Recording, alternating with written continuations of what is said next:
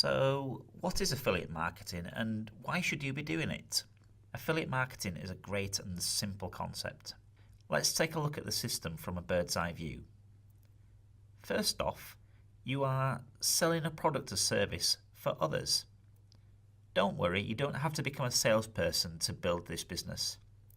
Your job as an affiliate marketer means you'll be selling, in inverted commas, products or services via your website and or newsletter email list for a commission. Don't freak out by the word selling, because in fact what you're actually doing is not selling, but instead offering something to someone by means of a referral. So in fact, if you don't sell, but rather offer an option to a visitor, this way they are more likely to buy what you're suggesting. So by offering a product or service through your own marketing efforts for other companies, your website visitors who then go on to make a purchase means you are creating an avenue for yourself to earn a commission.